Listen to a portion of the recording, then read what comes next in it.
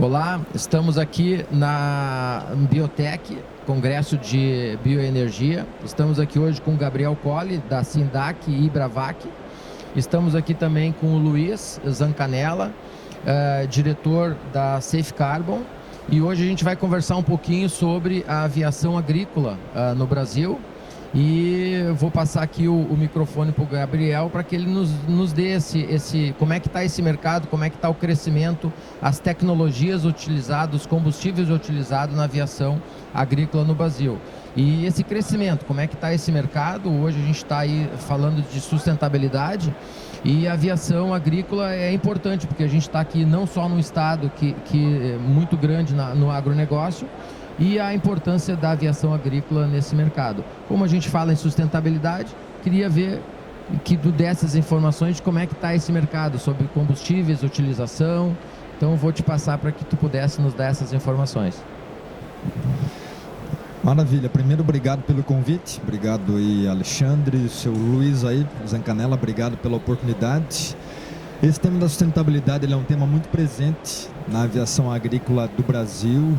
Para quem não acompanha tanto o segmento, o Brasil ele é pioneiro quando a gente fala em tecnologia na agricultura. Hoje a aviação agrícola ela é considerada pelo Ministério da Agricultura como agricultura de precisão. Então já tem um reconhecimento aí há alguns anos da importância dessa tecnologia. É um modelo de operação completamente regulamentado já há muito tempo. É o único método de aplicação de defensivo, seja ele químico ou biológico, que tem regulamentação própria no Brasil, que é o método aéreo. E já há muitos anos o setor vem num crescente extremamente importante.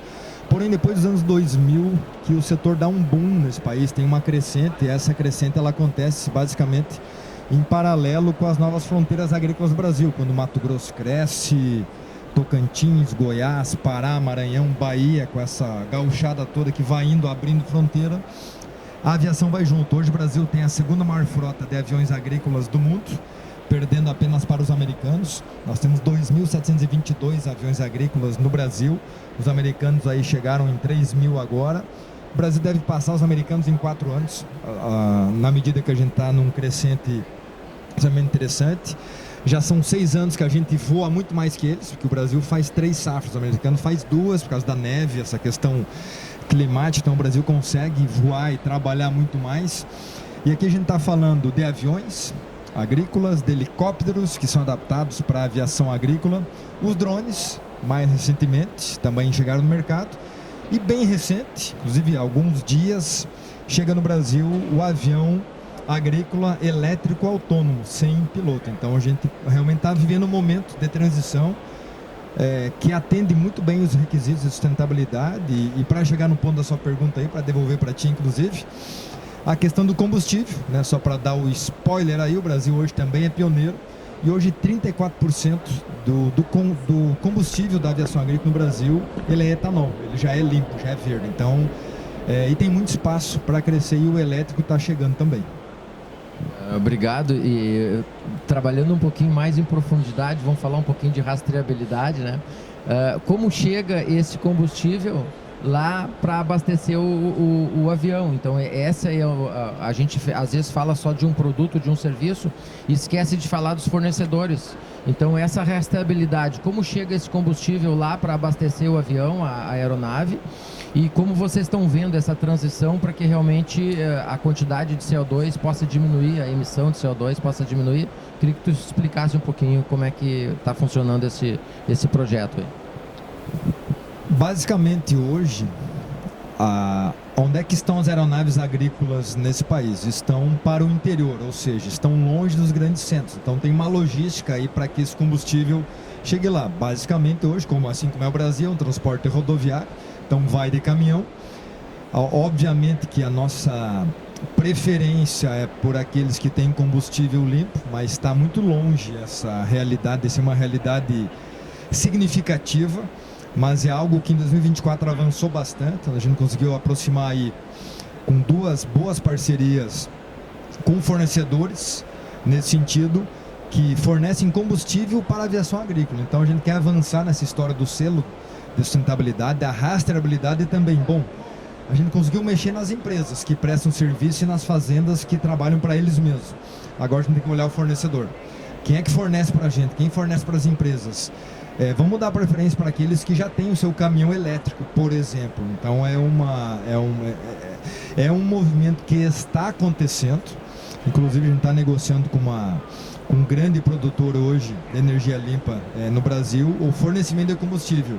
E está na mesa como que esse combustível chega lá. Não adianta, na nossa opinião, a gente pensar só no combustível que o avião consome. Mas onde tem um avião, pelo menos tem 3 caminhões trabalhando, tem as caminhonetes, tem todo o que está na volta, que hoje é o nosso debate, hoje é a preocupação para resolver, melhorar essa logística toda no olhar para frente. Já que o setor ele foi pioneiro dentro da porteira, a gente também quer ser pioneiro para fora, né? Toda a logística, como é que chega lá o combustível? Para te fazer só mais uma pergunta, depois passar para o Luiz. Como tu vê, por exemplo, a frota de ônibus hoje no Brasil? São Paulo tem a maior frota de ônibus hoje, que deve estar em 14 mil ônibus rodando por dia dentro da cidade de São Paulo. Para a gente fazer toda essa transição para colocar o ônibus elétrico, eu não sei se a indústria ainda, porque o Brasil lá tem 5.500 municípios, quanto que precisa essa produção de ônibus para transformar essa parte elétrica. Entrando para a área de caminhões, como tu vê esse mercado de caminhões elétricos para atender a aviação agrícola, somente a aviação agrícola? Como tu vê a produção, como é que tá as empresas que estão produzindo esses caminhões para transportar o combustível? O que é importante a gente olhar? E aí olhando um pouco do contexto histórico, há 8, 9, 10 anos, a gente estava debatendo se era importante o avião ter um combustível limpo. Isso a gente já resolveu e está no caminho, tem uma preferência muito grande, inclusive já negociado linhas de financiamento hoje com o governo federal, há preferência, até uma taxa de juro diferente para o avião que é elétrico ou o avião etanol. Veja, o avião elétrico acabou de chegar, que é um avião americano, acaba de chegar sem piloto. Há um projeto da Embraer para o avião elétrico também, então a gente acha que isso vai incentivar, inclusive, muito esse mercado.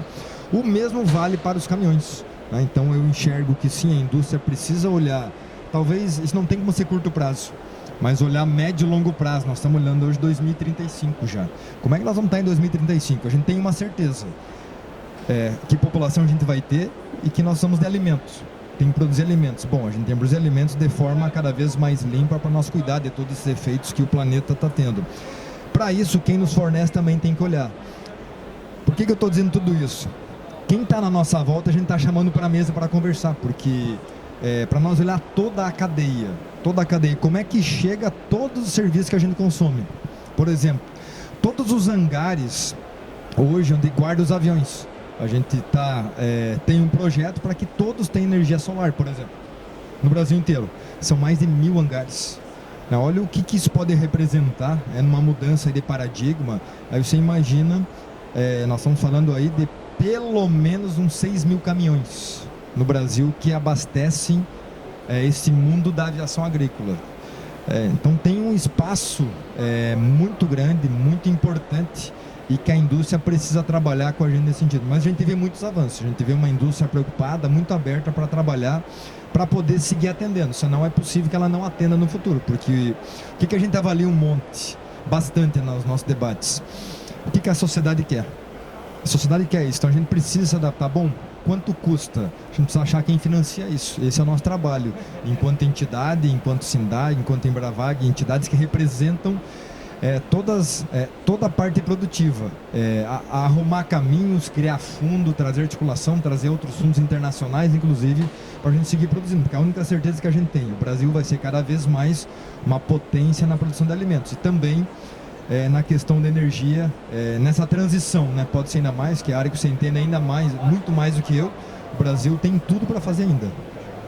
Obrigado. Eu já passo aqui para o Dr. Luiz Carlos Zancanella, que é um dos diretores da Safe Carbon, e já muda um pouquinho de lado. O que de serviços que vocês podem utilizar da aviação agrícola também vai ter rastreabilidade. De realmente avião elétrico, avião com etanol, toda a rastreabilidade, porque eles também compram os serviços de vocês. E tem uma coisa muito importante, eu sou um pesquisador na área de ecossistemas e empreendedores, e eu vejo os principais ecossistemas no Brasil, pelo menos, que são usados 3 L's: universidade, governo e empresas.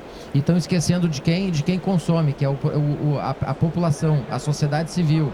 Com a força que a sociedade civil tem de escolher produtos, ela também vai escolher o produto que está sendo comercializado no supermercado por toda essa rastreabilidade.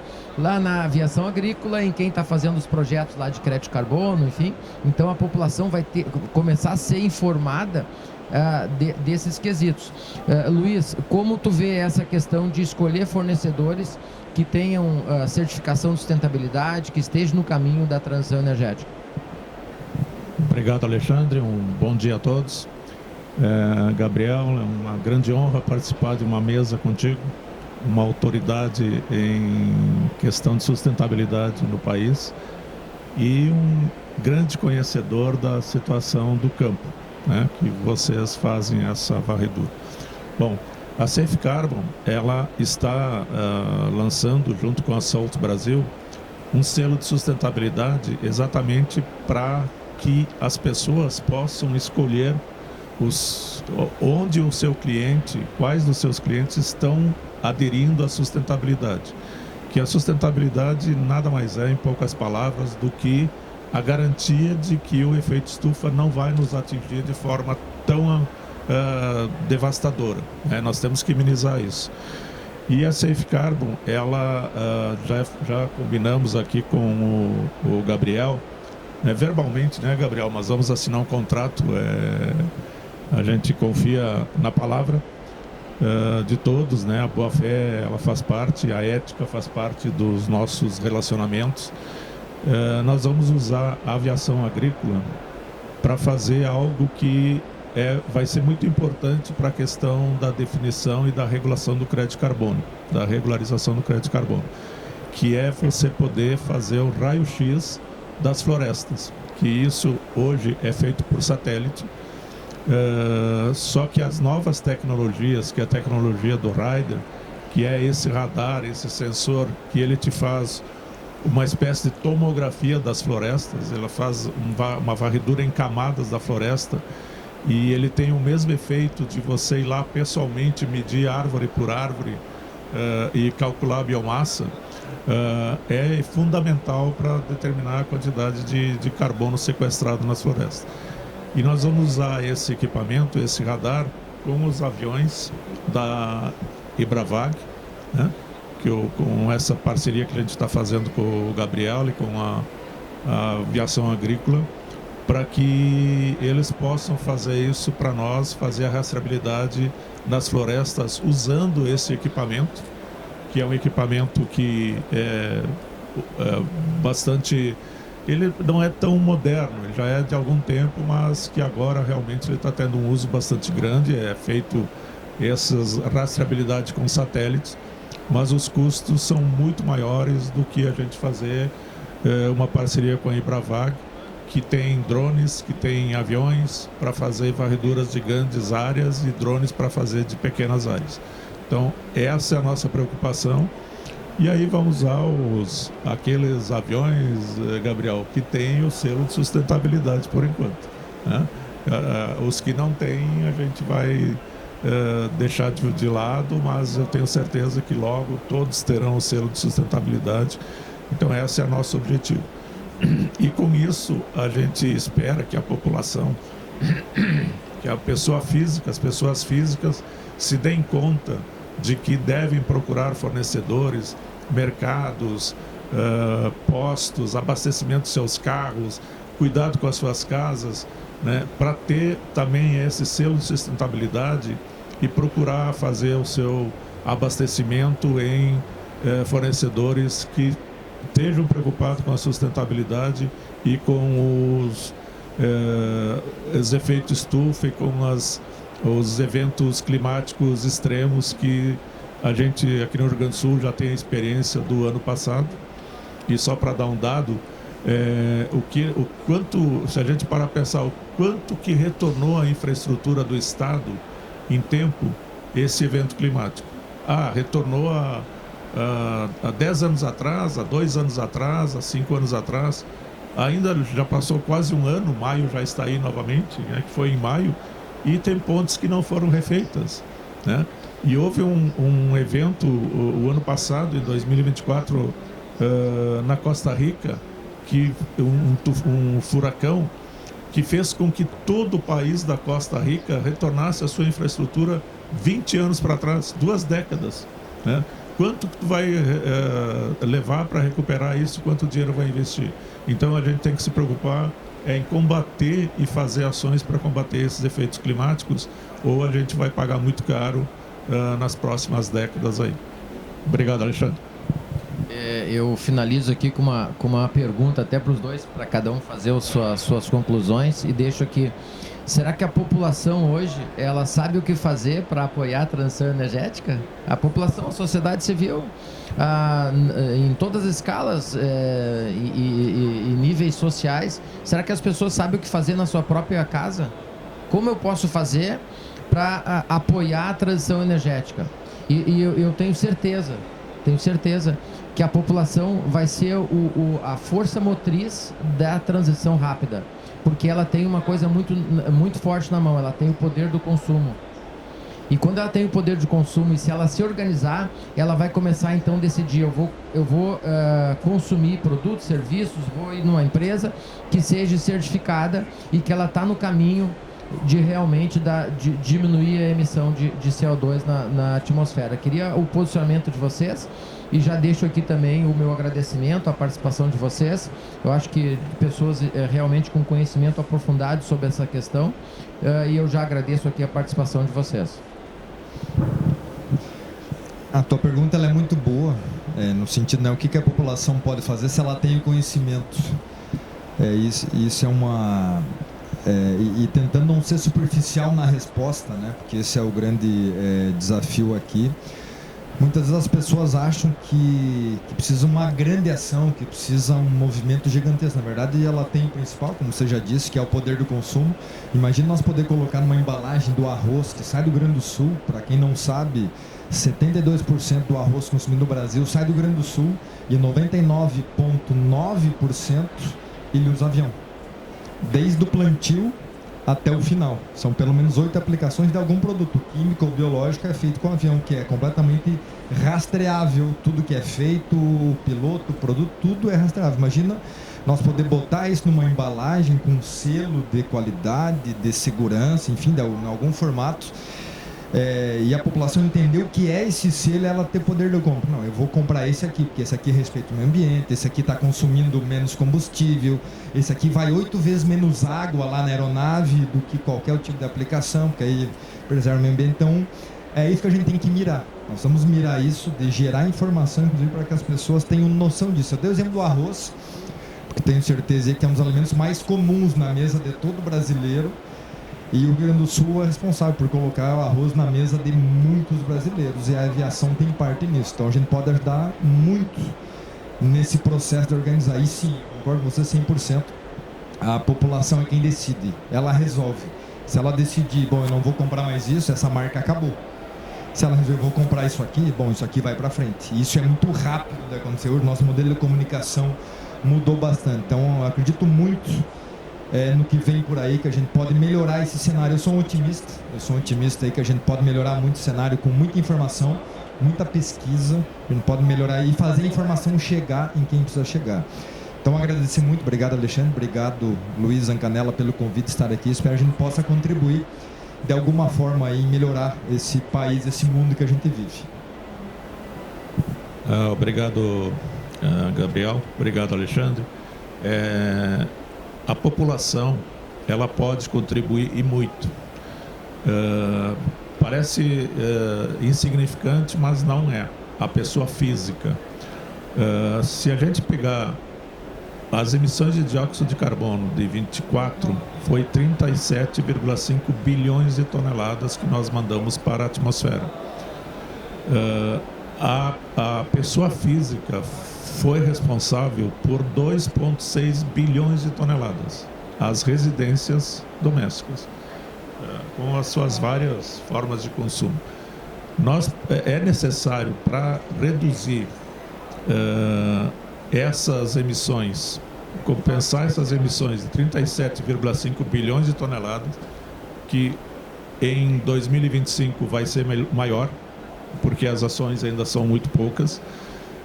Ela tem que baixar a população, ela baixando para 0,7 bilhões de toneladas, é o que se espera que a população contribua até 2030, para fazer a compensação.